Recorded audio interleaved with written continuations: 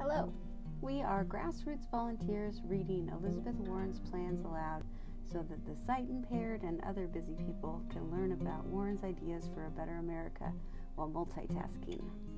We are not professional voice artists, we do not have fancy equipment, we do not have sound studios. We will get tongue-tied, we will stumble over words, you may even hear an occasional dog bark or baby cry.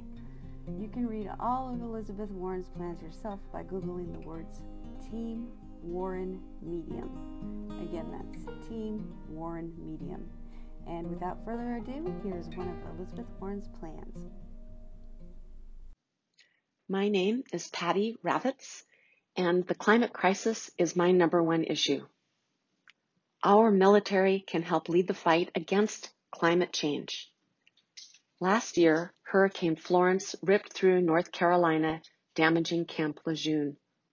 Hurricane Michael tore through Tyndall Air Force Base in Florida, leaving airplane hangars that house our 5th-generation aircraft shredded and largely roofless. At Offutt Air Force Base in Nebraska, floodwaters swamped more than 1 million square feet of buildings, forcing military personnel to scramble to save sensitive equipment and munitions. The total cost to repair just 3 bases in the millions. Climate change is already impacting the way the Pentagon operates. Its training, equipment, supply chains, construction, maintenance, and deployments. More and more, accomplishing the mission depends on our ability to continue operations in the face of floods, drought, wildfires, and desertification. The changing climate has geopolitical implications as well. That's what the Pentagon calls a threat multiplier, exacerbating the dangers posed by everything from infectious diseases to terrorism. In the Arctic, for example, melting ice has made previously closed sea routes easier to navigate, creating greater chances for competition and conflict over access to these waters and natural resources. In Southeast Asia, rising seas are forcing thousands of people to migrate from their homes, increasing the risk of ethnic and political strife. In short, climate change is real, it is worsening by the day, and it is undermining our military readiness. And instead of meeting this threat head-on, Washington is ignoring it and making it worse. We have the most capable military in the world. It's also the single largest government consumer of energy, and it's dependent on fossil fuels. The Pentagon spends about $4 billion a year to power its bases at fixed locations and consumes tens of billions of barrels of fuel per year. An Arleigh Burke-class destroyer can consume 1,000 gallons of fuel in an hour while underway. It costs the Pentagon as much as $400 per gallon to transport the gas needed to keep bases operational at the height of the war in Afghanistan. In Iraq, convoys transporting oil and gas were vulnerable targets for insurgent attacks. And our non-combat bases often depend on a commercial power grid that can go down for any number of reasons: old infrastructure, extreme weather, cyber attacks. When the power's out, it costs the Pentagon real money, more than $179,000 each day. The Pentagon recognizes the threat. Our military's top priority is readiness, ensuring that our service members are prepared to perform their mission. Time and again, senior military leaders have warned Congress of the national security challenge that climate change poses. The military is taking steps to become more energy efficient and resilient, reducing energy use, generating renewable energy, and adjusting construction plans for extreme weather. But captured by big oil and its money, Washington continues to deny the threat and stands in the way of meaningful action to address it. Nibbling around the edges of the problem is no longer enough. The urgency of the moment demands more.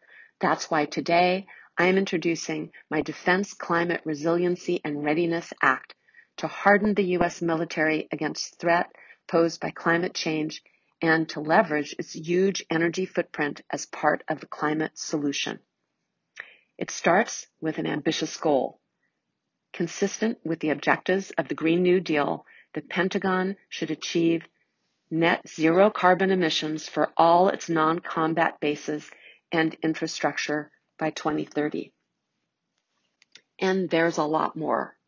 To improve readiness and resilience to climate-related events, we should also create a dedicated source of funding to adapt our bases in the United States and around the world.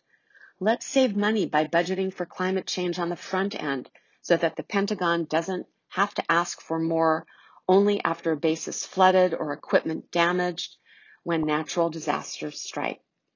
The DoD awards hundreds of billions of dollars worth of contracts every year. So if we're serious about climate change, then industry also needs to have skin in the game. I'll ask contractors that have not achieved net zero carbon emissions to pay a small fee, 1% of the total value of the contract, and I'll use that money to invest directly in making our military infrastructure more resilient.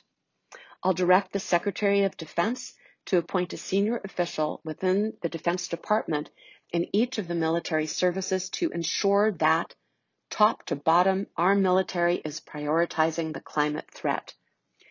And I'll invest billions of dollars into a new 10-year research and development program at the Defense Department focused on microgrids and advanced energy storage. The Pentagon has been responsible for countless technological breakthroughs, working together with colleges and universities, our national labs, local governments, and private companies. Let's put that effort toward new clean energy solutions that will improve our security by allowing military bases to remain operational when traditional powers fail, and save taxpayers money through lower overall energy consumption. Finally, I want the Pentagon to produce an annual report evaluating the climate vulnerability of every U.S. military base at home and abroad, using real scientific methodology so that we can make more informed plans moving forward. We don't have to choose between a green military and an effective one. My energy and climate resiliency plan will improve our service members' readiness and safety, all while achieving cost savings for American taxpayers. Our military understands that, and it's time our elected leaders did as well. Together, we can work with our military to fight climate change and win.